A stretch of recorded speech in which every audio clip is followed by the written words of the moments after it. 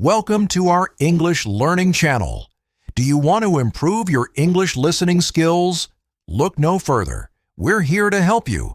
Are you ready to dive into a world full of adventures and mysteries? Join us in this exciting series of stories that will take you on an unforgettable journey.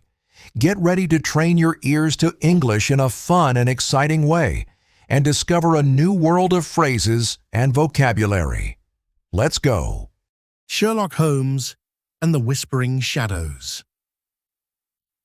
It was a gloomy autumn evening when Sherlock Holmes and Dr. Watson were sitting by the fireplace at 221B Baker Street. The fog outside thickened, obscuring the streets of London. Holmes had just finished reading the day's newspaper when Mrs. Hudson entered with a telegram. Holmes opened it, his eyes narrowing as he read the short message. "It seems, Watson, we have a peculiar case," he said, handing the telegram to his companion. The telegram read, "Urgent. Come to Hampstead Heath. Strange occurrences at Craven Manor. Inspector Lestrade." Without wasting any time, Holmes grabbed his coat and signaled Watson to follow. They set off into the foggy streets of London, making their way to Hampstead Heath. Upon arriving at Craven Manor, they were greeted by a pale and anxious Lestrade. "It's the strangest thing, Holmes," said Lestrade. "The servants claim to hear whispers in the dead of night, and several valuable items have gone missing from locked rooms. No signs of forced entry." Holmes surveyed the large, foreboding manor, its dark windows looking out like empty eyes. "Whispers and missing items," Holmes muttered to himself. "Let's take a look inside." As they entered, the eerie atmosphere of the house was palpable. The dim lighting and creaking floorboards added to the sense of dread. The owner, Lord Craven, greeted them briefly but seemed too nervous to provide much assistance. Holmes immediately began inspecting the rooms where the thefts had occurred. His keen eyes darted from object to object, searching for clues. Watson, meanwhile, stayed close by, feeling an unusual tension in the air. "Whispers, you say?" Holmes asked one of the servants, a young maid who appeared terrified. "Yes, sir," she stammered. "Every night, just past midnight. It's as if the shadows themselves are speaking." Holmes raised an eyebrow. "And yet, no one has seen anyone entering or leaving." "No, sir. The doors are always locked and no windows are broken." Holmes pondered this for a moment, then motioned for Watson and Lestrade to follow him. "There's something amiss here, but I have a theory."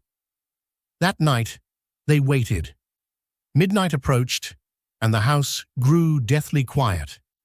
Just as the clock struck 12, a faint whispering sound echoed through the halls. "Do you hear that?" Lestrade whispered. Holmes nodded.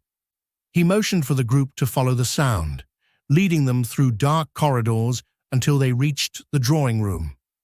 Holmes paused, looking around the room, before approaching the large, ornate fireplace. He crouched down and began inspecting the mantelpiece. "Aha," he said softly.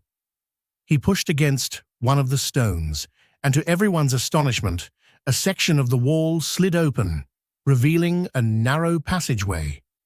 "It seems this manor has more secrets than its owner cares to admit," Holmes said.